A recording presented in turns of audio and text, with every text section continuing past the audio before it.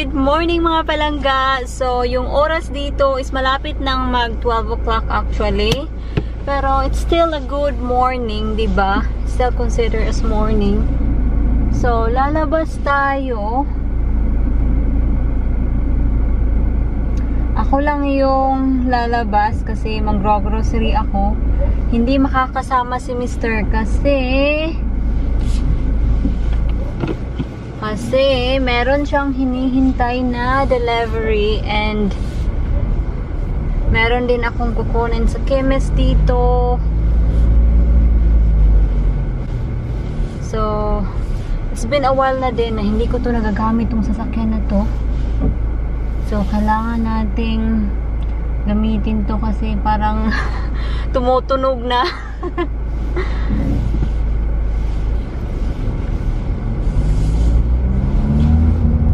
So, nagkayos-ayos ako ng konti kasi yun na nga, lalabas tayo, in-straight ko yung buhok ko. Kasi it's been a while naman talaga na yung buhok ko hindi ko siya in-straight.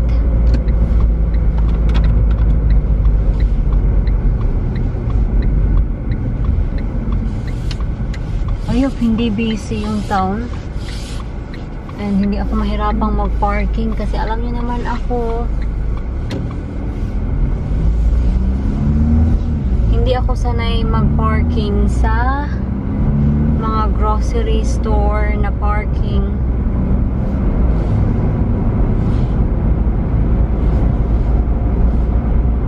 Yung temperature natin ngayon is 17 degrees pero medyo malamig siya kaysa yesterday. Yesterday sobrang init yesterday pero ngayon medyo makulimlim siya. Merong araw pero nag on and off yung yung araw. Nakalimutan ko palang mag lipstick. Naglagay lang ako ng lip balm sa lips ko. I think okay na naman siguro.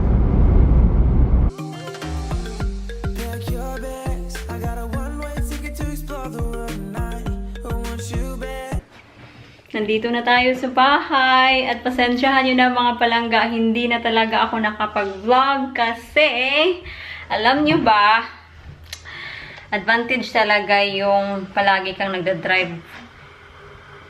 Yung nagdadrive ka ng malayuan ba kasi alam mo na yung mga pasikot-sikot sa daan. So kanina, nagpanik ako ng konti. Kasi yung daan na palagi naming dinadaanan pag nag-grocery kami, close. So, ako parang what I gonna do, where I'm going, and merong sasakyan sa likuran ko. So, I have no choice but to go to the motorway. Hindi siya sa motorway talaga, but yung roundabout na yun is exit siya pa motorway. So parang sa sarili ko, my goodness, I don't like going to motorway. Pero hindi naman talaga ako pumunta sa motorway kasi meron siyang 3 exit. Pero yun, medyo natagalan tayo sa pag-uwi kasi malayo-layo yung journey natin. And tingnan nyo kanina sa sa Aldi, ang sakit-sakit mga palangga. Tingnan nyo, grabe. Iwan ko yung skin ko. Sobrang dali niyang mag-bruise. Or, hindi bruise. Well, mamula ba? Kasi, basket yung ginamit ko. Kasi, pag nag-grocery talaga ako sa Aldi, basket lang talaga yung ginagamit ko. And I have 6 pints of milk. Yung malalaki na milk yung kinuha ko. And, yung braso ko parang, para ng, ma-injured. OA naman ay, mawawala lang yan. So anyway, magluluto muna tayo ng beef stew. Kailangan natin siyang i-prepare now. Yung oras is 10 to 2 ng hapon. So lulutuin muna natin kasi magbe-beef stew tayo. And kailangan natin siyang lutuin in advance para lumambot talaga yung meat. Nauuwihan na talaga ako ni Mr. mga palangga. Kasi until now, he's still a bit grumpy. Nagpaganda na nga ako ngayon para mapansin niya ako. Hindi man lang siya nag-comment sa pagpapaganda ko mga palangga. Inignore lang naman ako. Hindi naman sa inignore. Hindi lang siya, walang sabi. Pangit ba talaga ako? Ewan ko sa kanya, oy. Tatanungin natin si Mr. kung bakit grumpy pa siya until ngayon. Ano kaya yung isasagot niya mga palangga? Mag-i-smile na kaya siya sa inyo? Or baka magrampihan lang tayo? So, naghihiwa ako ng onion.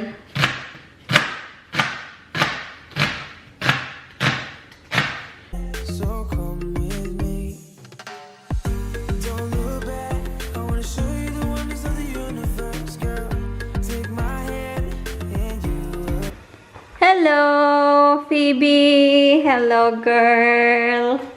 Where's Pipa? Ha? Pipa, come here. Bakit matamlay si Pipa ngayon? Nandoon siya, oh. Normally, nandito na yan nakaabang, pero hindi siya masyadong bubbly ngayon. Ano kasi, it's season time kasi nila, meeting season ba? Kaya ayun si Pipa parang nade-depress. Kawawa naman, oy. Matanda na kasi sila, kaya ayun, hindi na sila nagpo-produce ng baby. Lalagyan natin siya ng asin and pepper. So, hintayin muna natin yung ating beef na kumulo mga palangga din.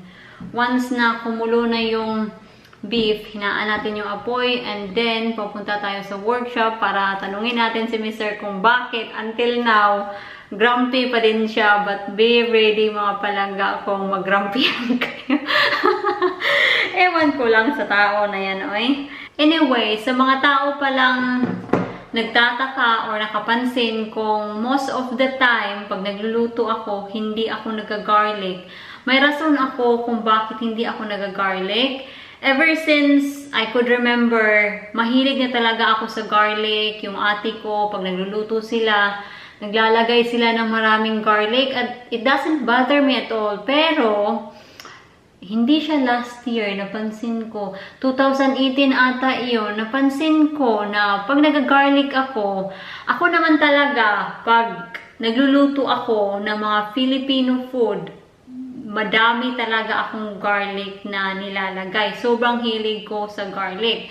So, 2018, napansin ko na pag nag-garlic ako or pag nagluluto ako na nilagyan ko ng maraming garlic, palagi na lang akong nagbe-burp. So, dahil palagi na lang akong nagbe-burp to the point na I feel sick. And then, yung dito ko, sumasakit siya. So, I think na yung garlic, meron siyang acid mga palangga. And then, so, trinay ko na hindi mag-garlic pag nagluluto ako. And hindi siya sumasakit dito. Don't get me wrong. Pag nag-garlic ako, like, for example, let's say, nag-garlic prawns, diba? Pag nag-garlic prawns ka, marami kang garlic na nilalagay. Pag kinakain ko siya, at that time, na kumakain ako, hindi siya nagbabother sa akin. After ko siyang kainin, mga after an hour siguro, dito sumasakit, and then nagbaburp, and then I feel sick. So, yun yung dahilan kung as much as possible, nag-a-avoid na akong gumamit ng garlic. Garlic powder, hindi siya nagbabother sa akin. Yung ano lang talaga, yung fresh garlic, nagbabothered siya sa akin. So, yeah, so I don't know why. Kasi sobrang hilig ko talaga sa garlic. And then, iwan ko kung bakit nag-iba yung katawan ko. I don't know if I am imagining things mga palangga, but the more na nagkakaedad ako, napapansin ko yung mga changes sa katawan ko. Hindi ko alam if ano ba talaga, acidic ba ako or ano. Pero, yun na nga, sobrang hilig ko sa garlic noon, and yung garlic, hindi siya nagbabother sa akin. Pero ngayon, bakit? Nagbabother na siya sa akin. So, ewan ko, I don't know. This just changes of getting older. Oh my goodness. Kumukulo na yung ating beef.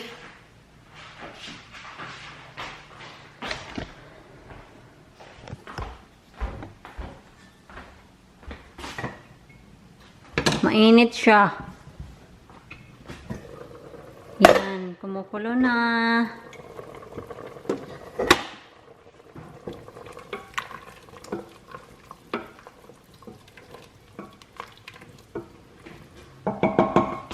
So, hihinaan ko lang yung apoy. Yan. Half lang yan. Nakikita niyo naman, half siya. And this is the full heat.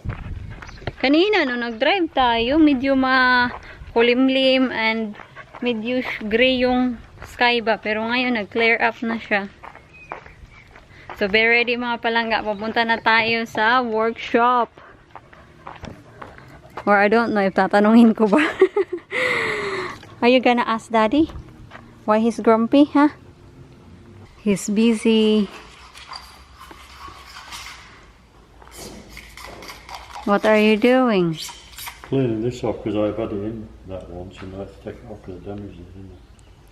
I'm just cleaning this off so I can put it back in. Mister, What?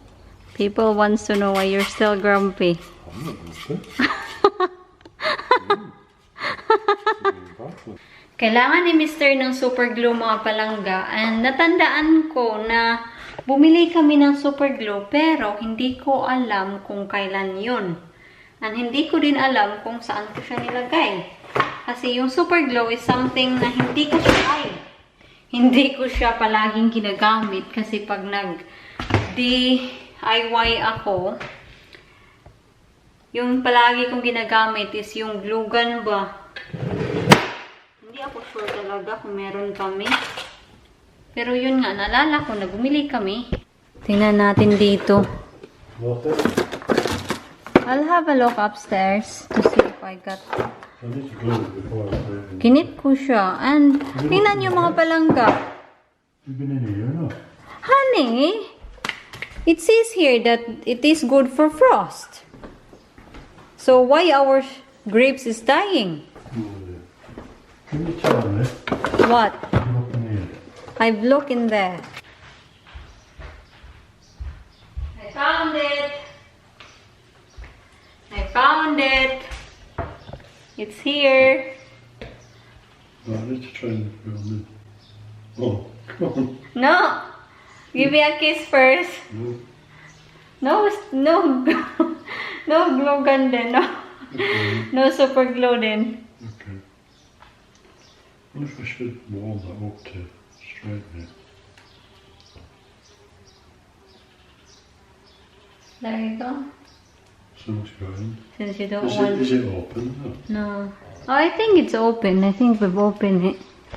It's almost 3:30 na dito mga palangga. So maglalagay na tayo ng carrots. 3 carrots yung ilalagay natin. Kasi ang pagkakaalala ko yung meat natin, I think 1.5 siya. Nabili ko yan sa butcher.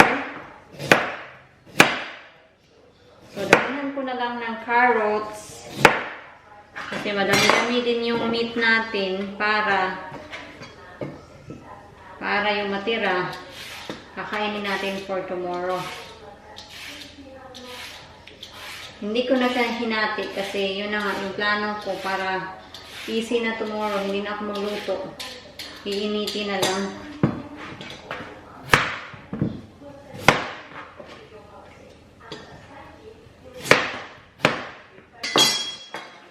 So, ito na. Ay.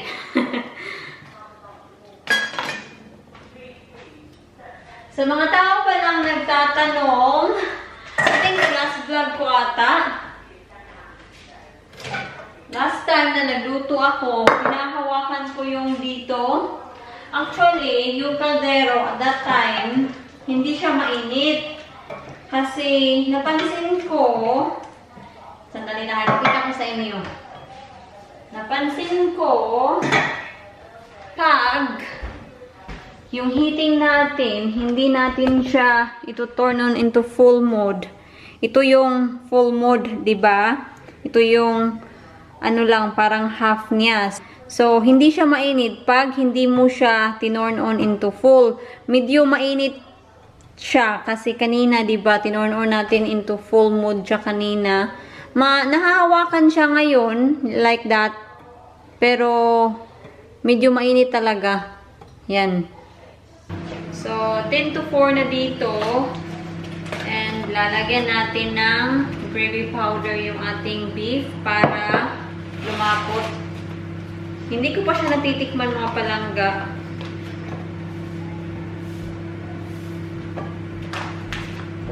So, I don't know what it tastes like talaga. Halo-haloin. And yung potato natin, nilagay ko siya sa oven kasi magbe-bake potato tayo. Bakit ang itim? And, meron tayo ditong green beans for our veggies and cauliflower. Yan. Diyan lang kayo, ha? Ititesting lang natin yung meat. See if it is tender.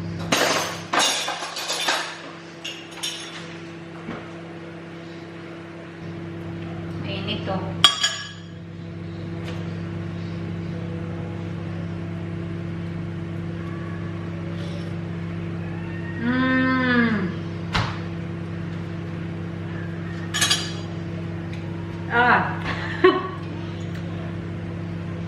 Ang meat natin sobrang tender na. Kailangan na lang siyang lagyan ng asin, kaunting pepper. Kasi matabang pa talaga siya. Then, hinihintay ko na lang yung potato natin. Then, tapos, ilagay natin sa oven. And then, yan.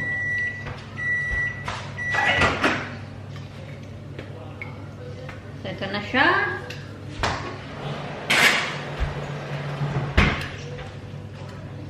Kumukulo na yung veggies natin.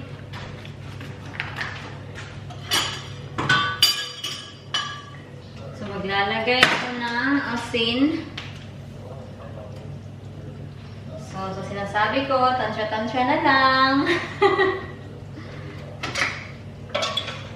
May nagsabi sa akin na mag-aral na lang daw akong maging chef.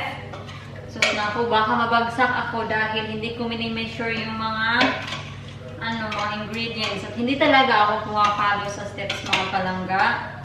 Kaya, wag na lang. Happy na ako dito. I-check natin yung ating potato.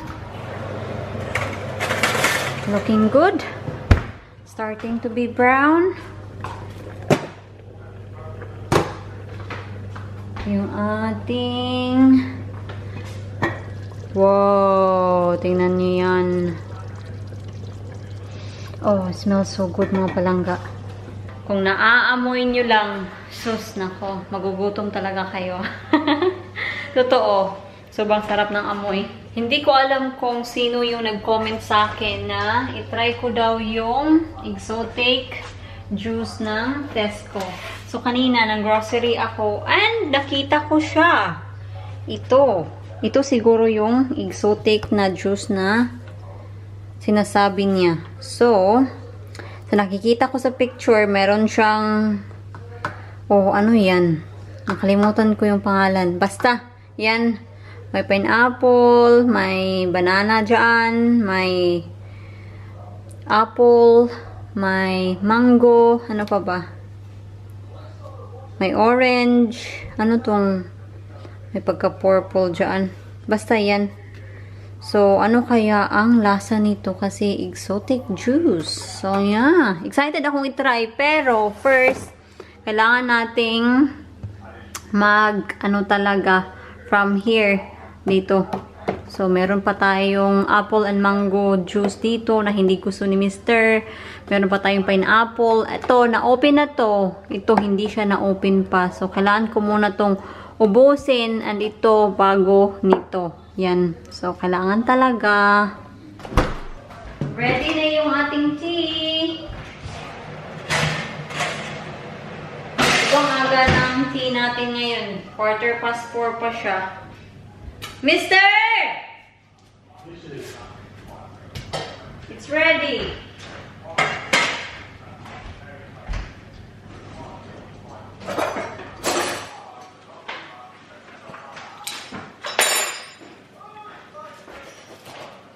It's hot. Huh? Exotic. I would like to try the exotic. You have to drink this mango. Mango.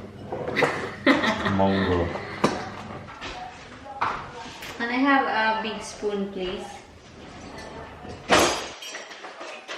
This one? Yeah. That would be ideal. Thank you. Why did you use such a large pan? Because this is a lot. I hope you like this. And you know, so that you will not be grumpy now. I'm allowed to be grumpy.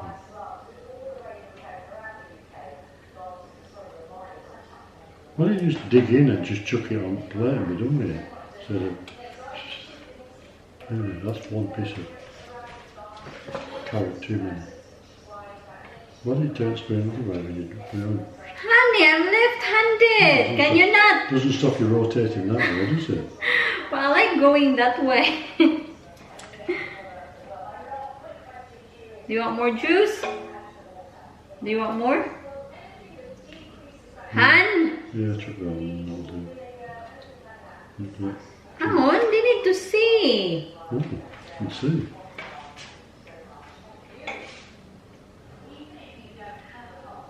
There you go. Come on.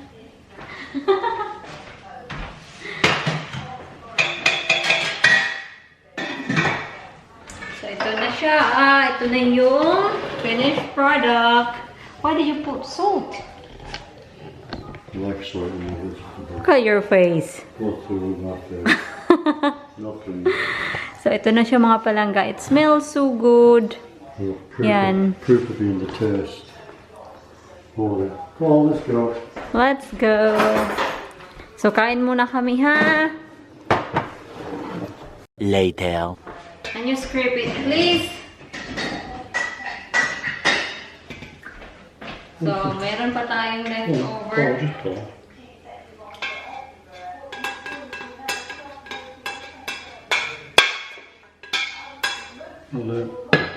There you go.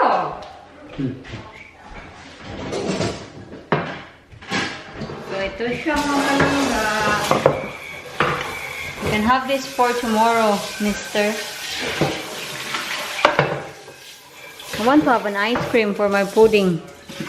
Kailangan nating diligan yung ating cauliflower and yung ating mga tanim sa greenhouse.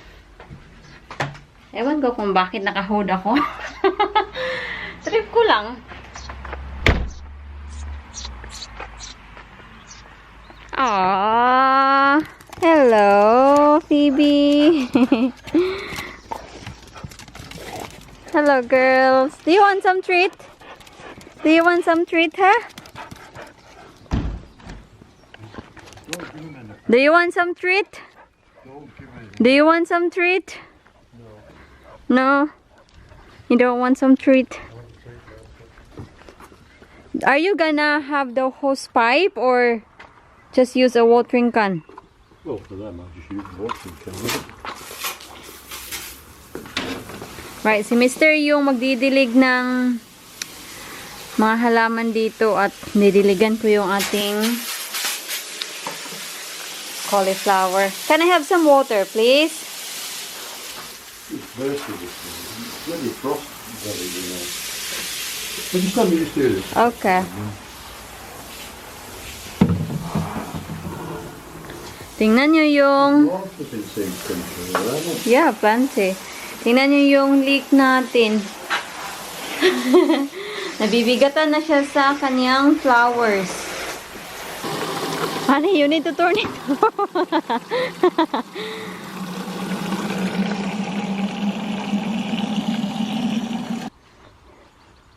Yan, sobrang tidy na nila tingnan, oh.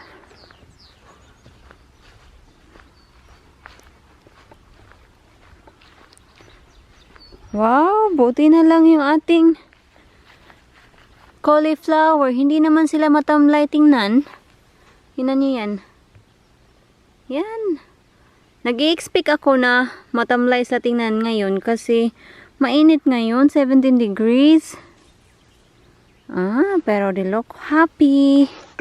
Itong blue na nakikita nyo, I don't know what it's called, pero para to sa mga slug, para hindi nila kainin yung mga tanim natin ba.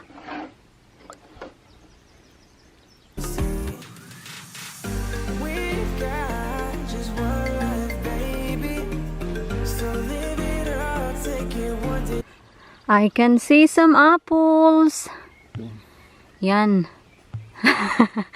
No, I'm lying really. There's no apples. 1, 2, 3 plums. Just 3 plums. Oh, it's down, looking. I'm not gonna put my hope. Kasi many times, yung plum na yan, many times na nilit down na niya ako. Quite well. Didiligan natin tong ating grapes.